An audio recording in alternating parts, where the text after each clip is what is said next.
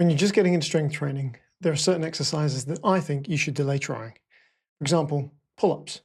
There must be tens of thousands of videos online that'll teach you how to get your first pull-up. And over the years, I've helped plenty of people do just that. But I've also worked with people for which the pull-up simply isn't worth the time and effort. And what I mean by that is it's so difficult that it becomes discouraging rather than motivating. Now, it's easy to understand why people gravitate towards them. They're impressive.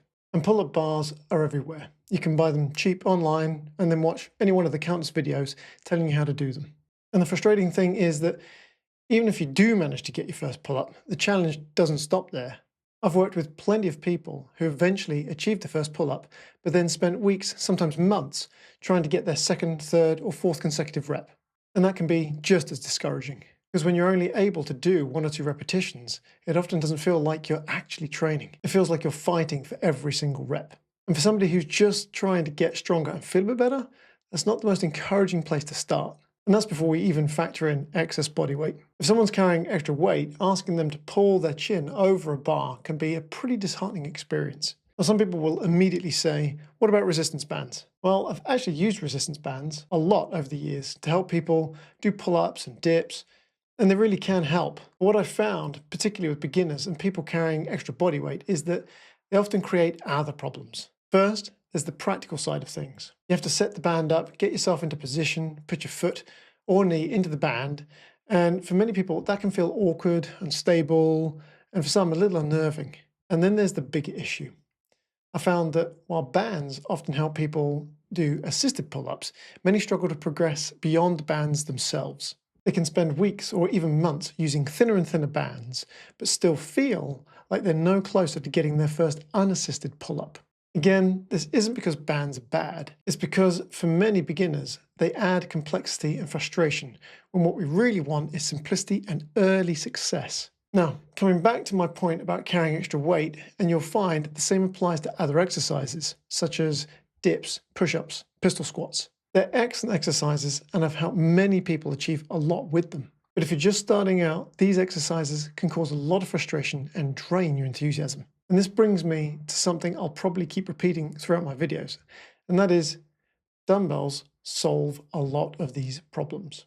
Let's take the pull-up as an example. The pull-up trains your back and builds pulling strength, but so do dumbbell rows. They're excellent strength builders. The difference is that with a dumbbell, you can start at any level. You can row with a 1 or 2 kilo dumbbell if that's where you need to start. And you can do 10 reps on your first go and feel successful. The same goes for pushing exercises. If you can't do a push-up, you can do a dumbbell bench press instead. Again, you can start incredibly light. You can use a weight that you can do several reps with straight away and feel like you're actually training rather than spending weeks trying to get your first push-up. And that's a much more encouraging place to start. And I believe this is a really important part of exercise that gets overlooked. When you're starting out, you want to experience success immediately. You need small wins. You need to feel like you're making progress from day one. Because starting an exercise routine can feel daunting enough as it is. As I've mentioned in other videos, you have to remove friction. There are countless reasons why people stop training or give up on a diet.